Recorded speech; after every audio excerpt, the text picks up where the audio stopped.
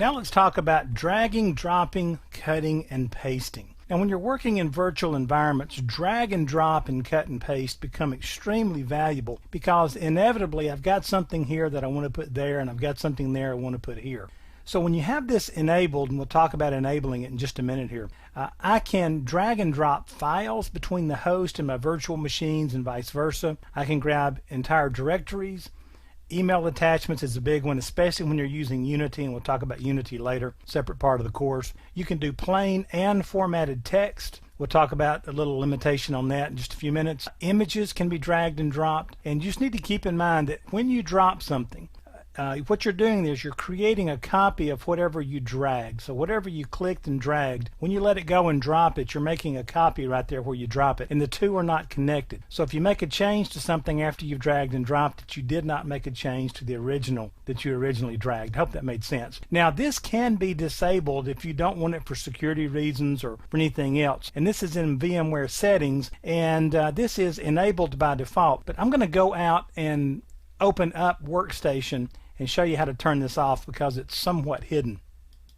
So here I am with the magic of video out in VMware Workstation 8's interface, and if you'll notice I need to click on a machine to choose it. So I'll click on the XP Professional, I'll go to the VM menu item and come down to Settings, and then once I get in there I will go to Options and then Guest Isolation, and you'll notice these are enabled by default. If I don't want drag and drop or copy and paste, then I can just check them here, and so that is how I would turn that off.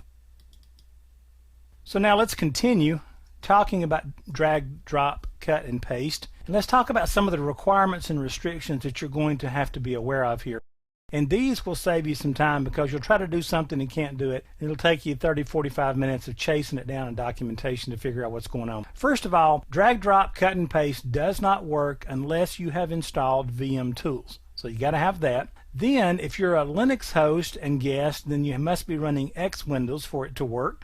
And you can't drag images for Linux host or guest in some circumstances. Now this is probably something that's going to be relaxed in the future, but for now there are situations where you just simply cannot drag images when you're working with Linux hosts or guests. Now this is the one you got to watch. Images, even on the Windows side, must be less than 4 megabytes after they're converted to ping. Now what am I talking about there? Now, anytime I grab or I drag an image from the host over into the virtual machine, when I drop it, it gets converted into ping. And so as long as after it's converted to ping it's less than 4 megabytes, I'm not going to have any problems. But this is somewhat of a limitation. Same thing for email attachments, and this is where it's really a limitation. But for now, email attachments are limited to less than 4 megabytes. And then text is limited to less than 4 megabytes. But keep in mind, less than 4 megabytes includes unformatted text as well as formatted text.